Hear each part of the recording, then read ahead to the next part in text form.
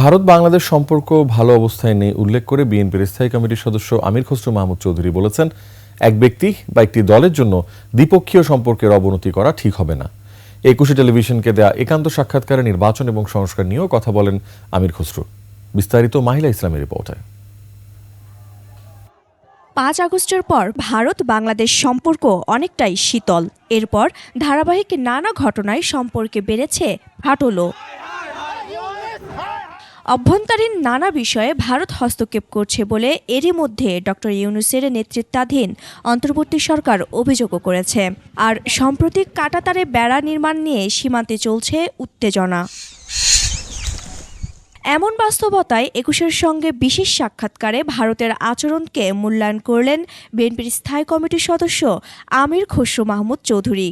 একটা ব্যক্তির জন্য, একটি দলের জন্য তো দুই দেশের সম্পর্ক নষ্ট হয়ে যাবে, এটা তো গ্রহণযোগ্য না।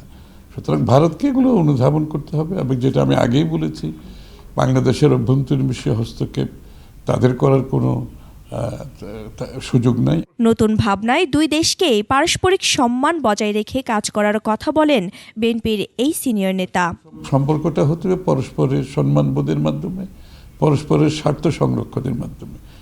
এটা না হলে তো সম্পর্ক এগিয়ে যাওয়ার কোনো সম্ভাবনা নাই। গণতান্ত্রিক একটি রাষ্ট্রের জন্য দেশে এত গণ আন্দোলন হয়েছে মন্তব্য করে আমির খসরু তাগিদ দেন দ্রুত নির্বাচনের। দেশের মানুষ স্বাধীনতা যুদ্ধ করেছে গণতন্ত্রের জন্য, এরশাদের বিরুদ্ধে যুদ্ধ করেছে গণতন্ত্রের জন্য, ১/১১-এর বিরুদ্ধে সংগ্রাম করেছে গণতন্ত্রের জন্য, শেখ হাসিনার বিরুদ্ধে যুদ্ধ করেছে গণতন্ত্রের জন্য। মূল বিষয়টা তো গণতন্ত্র। গণতন্ত্র না থাকার কারণেই তো সেই স্বেচ্ছাচার হয়েছে, সে স্বৈরাচার হয়েছে, ফ্যাসিস্ট হয়েছে।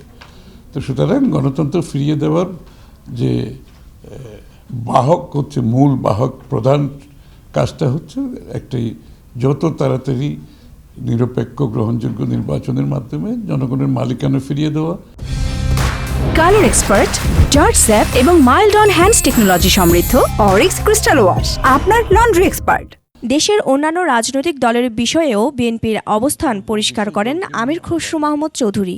আমরা ভাবি বাংলাদেশের জনগণের আস্থা নিয়ে আমাদের রাজনীতি। মাহিলা ইসলাম, একুশে টেলিভিশন, ঢাকা।